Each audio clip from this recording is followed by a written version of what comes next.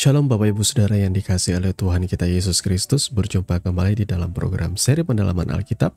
Bersama saya Billy Elia yang seperti biasa akan menemani saudara selama kurang lebih 10-20 menit ke depan, di mana saya akan mengajak Bapak Ibu Saudara untuk kita bersama-sama membaca dan merenungkan kebenaran firman Tuhan, perikop demi perikop dimulai dari Perjanjian Baru.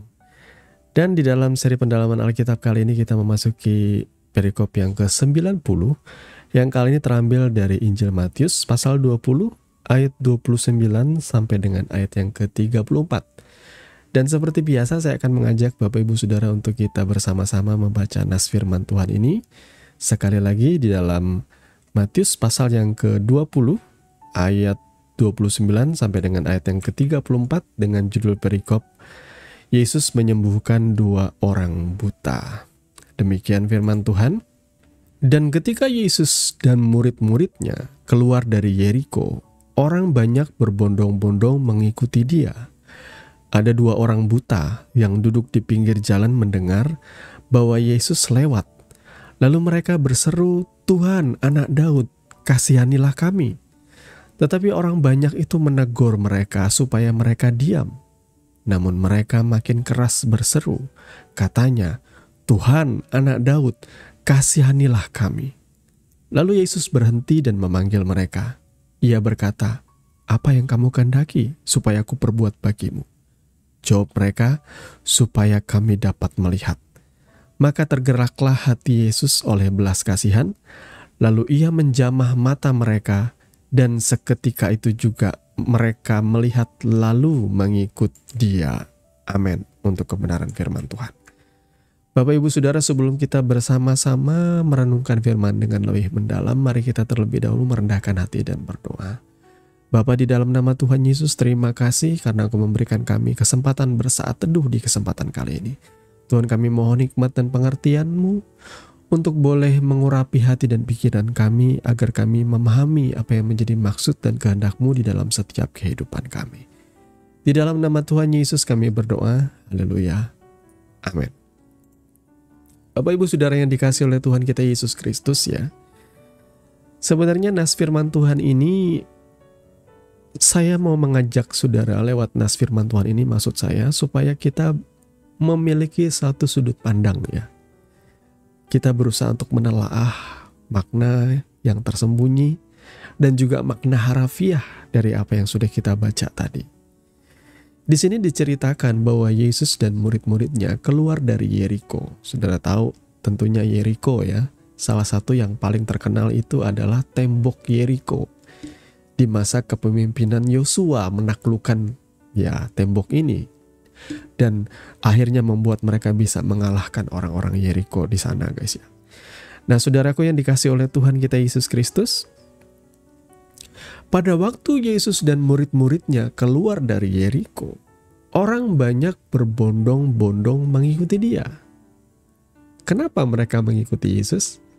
Ya karena sekali lagi, ada begitu banyak rumor yang beredar tentang Yesus. Dan tidak hanya itu, ada begitu banyak fakta juga yang beredar tentang Yesus. Bahwa ia menyembuhkan orang sakit, ia bahkan memulihkan orang-orang yang menderita. Bagi orang kebanyakan, Yesus adalah penggenapan dari seorang pemimpin yang dikatakan sebagai Mesias yang akan datang.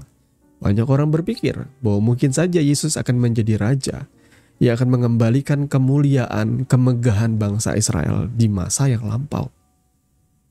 Banyak orang berharap seperti itu, bahkan murid-muridnya, karena mereka tidak memahami.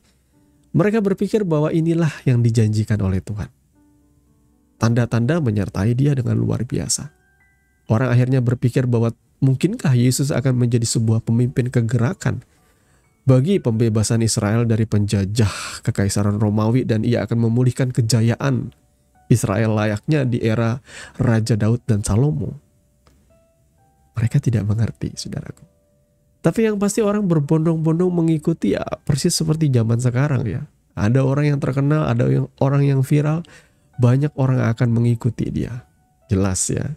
Bagaimana caranya hari ini saudara bisa menjadi orang yang punya banyak follower dan subscriber? Jelas saudara harus membuat sesuatu yang viral, yang membuat orang notice dengan keberadaan saudara dan membuat orang-orang pengen mengikuti saudara karena pengen tahu tentang saudara. Apakah itu yang dikerjakan Yesus? Dia tidak melakukan itu supaya dia punya banyak follower, saudara-saudara ya. Dia tidak melakukan semua hal yang viral itu supaya dia banyak pengikut. Tidak. Karena pada akhirnya saudara tentu tahu juga ada begitu banyak pengikutnya yang kecewa dengan dia dan meninggalkan dia. Karena perkataannya keras. Karena dia menyatakan sebuah fakta.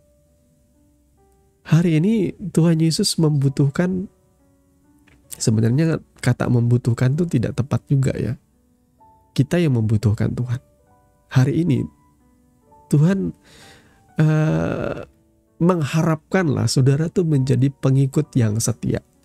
Tidak hanya menjadi orang Kristen kristal kata orang ya, kata pengkhotbah zaman dulu, Kristen Natal atau Kristen Paskah, yang pada hari-hari perayaan Paskah dan Natal bakalan datang ke gereja dan setelah itu akan hilang tenggelam seperti kapal selam. Saudara ya, Tuhan mengharapkan saudara menjadi orang-orang Kristen yang setia. Baik melalui suka duka, kesulitan-kesulitan, saudara tetap setia.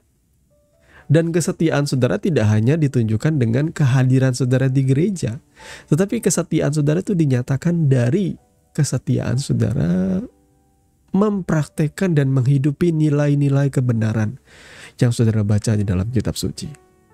Apakah saudara, saya punya pemahaman dan pengertian seperti yang sekarang saya ajarkan ini, itu semata dari gereja? Enggak.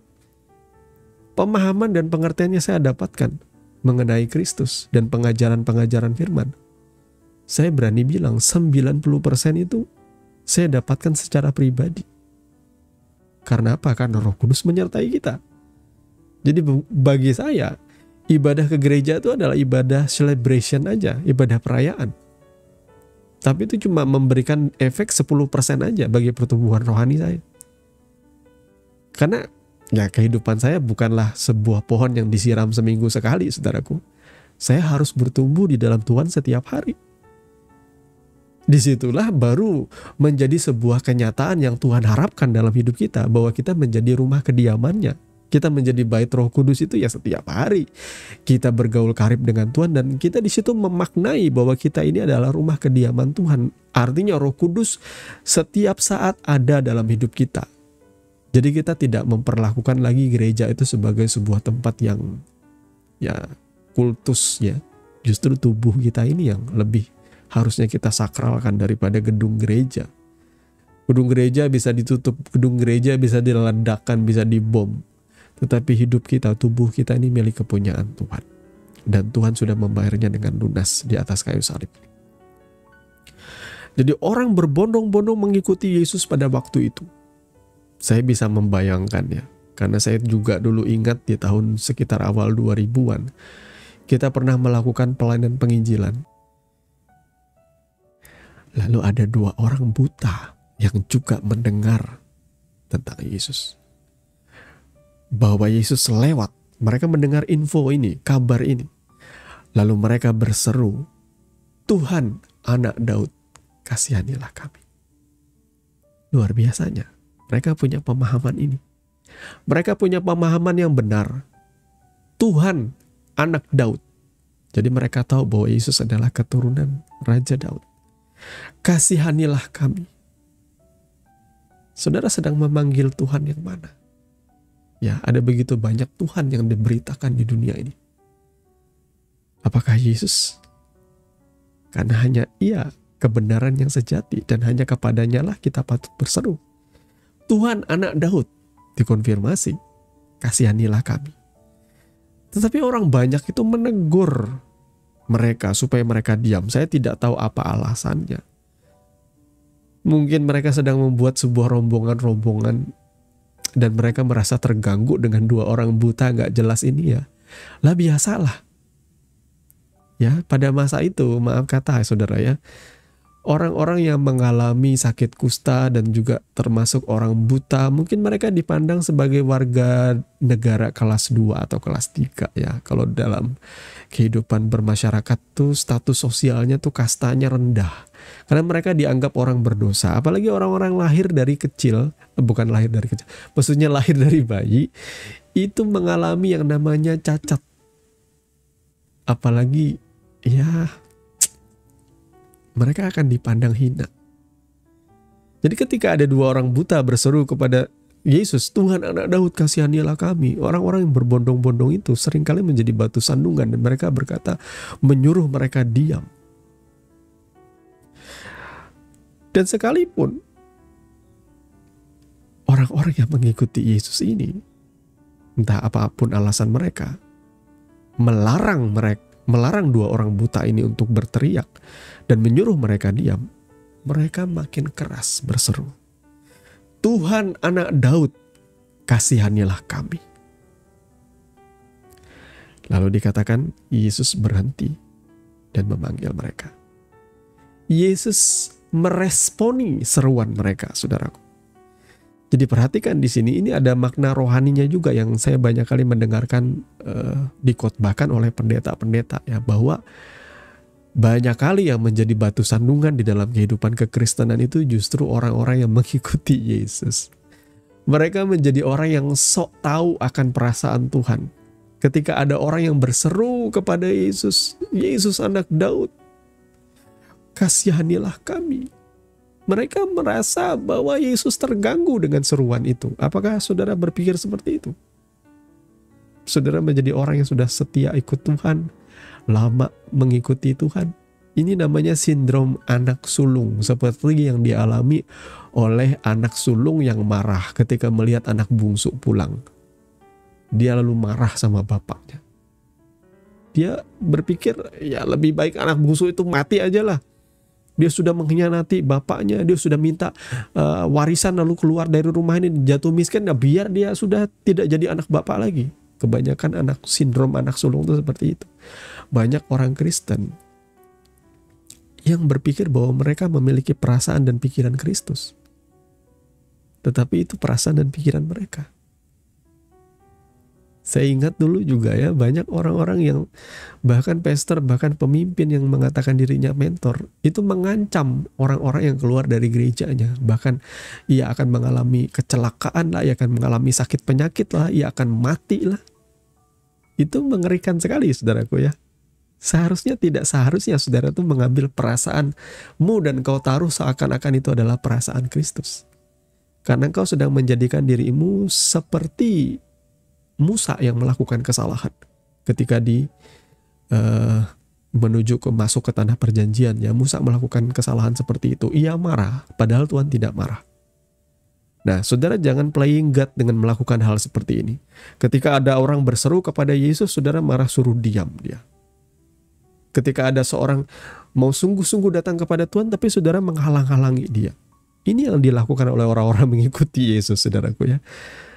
Saya tertarik dengan sebuah short ya, ada sebuah video short dari YouTube yang lewat di beranda saya dan saya lihat di situ dan dinyatakan di situ ada sebuah khotbah dari pastor dari luar negeri yang berkata begini, yang paling berbahaya bagi gereja saat ini itu apa sih? Apakah ajaran palsu di luar sana? Apakah kehedonan dunia ini? Ternyata dia bilang enggak. Yang paling berbahaya di gereja itu justru pastornya.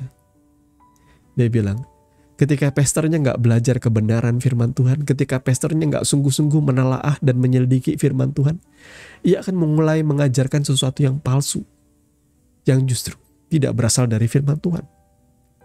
Jadi pastor itu bisa sangat membahayakan.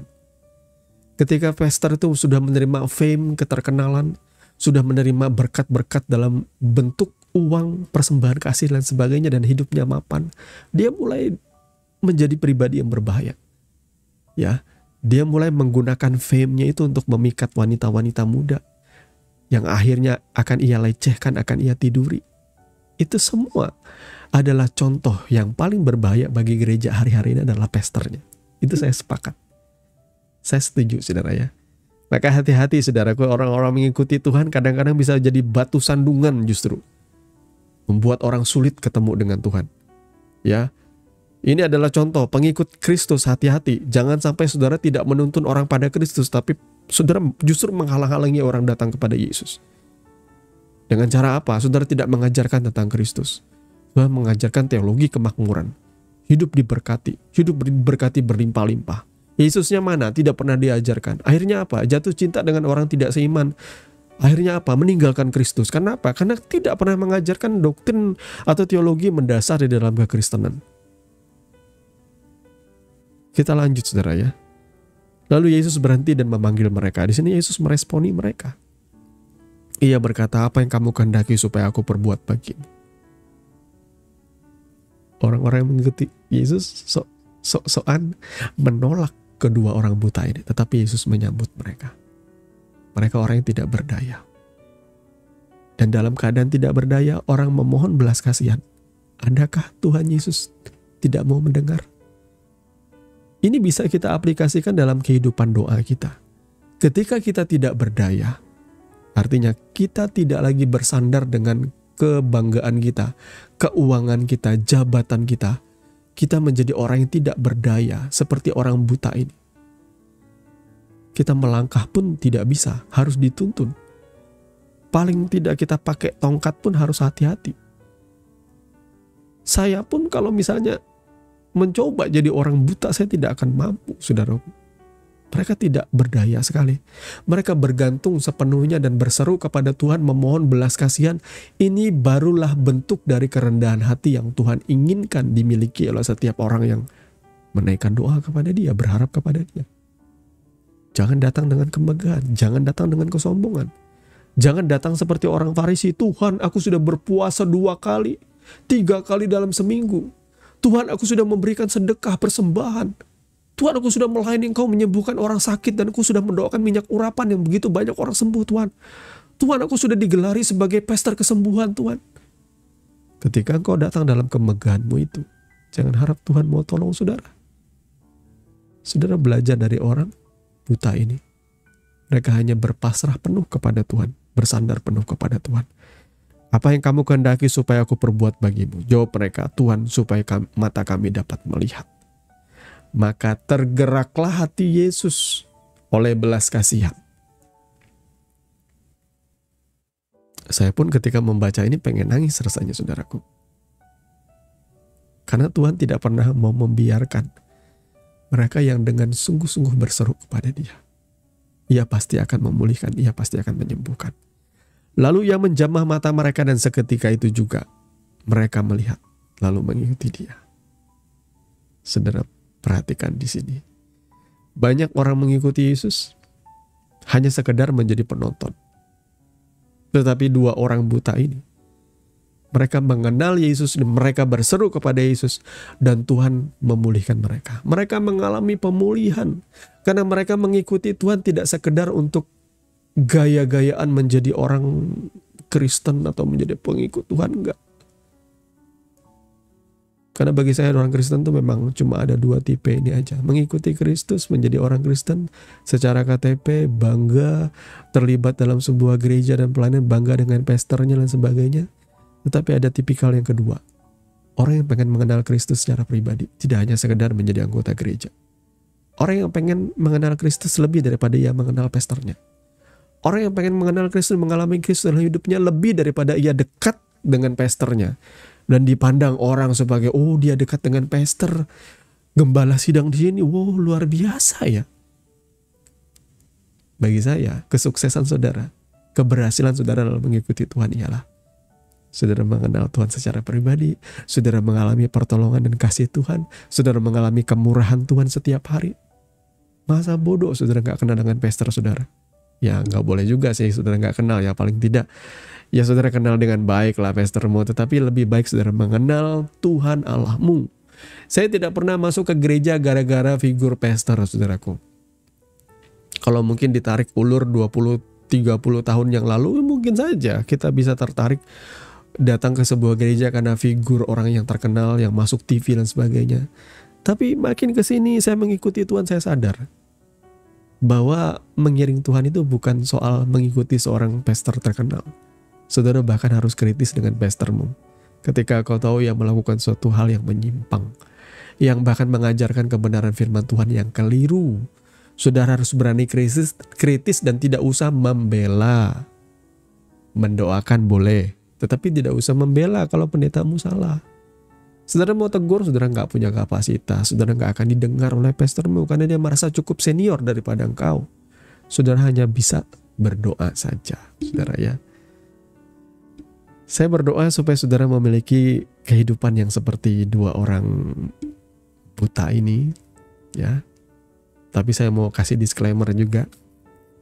Mungkin ada di antara saudara yang mendengarkan firman ini adalah orang-orang buta, yang secara literally memang buta. Secara harafiah saudara lahir buta. Dan saudara mendengarkan firman ini, saudara dengan iman berdoa, berharap kepada Yesus. Dan saudara saat saudara berdoa, saudara kemudian merasakan jamahan Tuhan. Tapi ketika saudara mau membuka matamu dan engkau tetap buta, apakah engkau akan kecewa dengan Tuhan? Saya berdoa supaya saudara tetap tidak usah kecewa dengan Tuhan. Apapun keadaan saudara, baik buruknya kehidupan saudara, saya percaya Tuhan turut bekerja di dalam segalanya itu. Kalau saudara percaya dengan iman Tuhan menyembuhkan dan saudara sembuh, puji Tuhan. Tetapi semuanya itu tidak lebih baik juga ketika saudara berdoa dan saudara tidak sembuh. Karena segala kemuliaan hanya bagi Tuhan. Apapun kedaulatan yang Ia kerjakan itu baik bagi kita. Tergantung dari sudut pandang mana saudara melihatnya. Karena saya ada mengenal seorang pribadi yang saya tahu ia buta. Bahkan seminggu sejak ia lahir ia buta permanen. Tetapi ia bisa mengubah kebutaan itu untuk melakukan hal yang tidak pernah dikerjakan oleh bahkan manusia yang normal. Nanti saya akan ceritakan di dalam satu program baru yang akan kami rilis ya di beberapa pekan yang akan datang ini. Semoga di pekan ini atau pekan akan datang kita akan rilis. Saya usahakan di awal bulan Mei ada satu program baru yang akan kami tayangkan ya.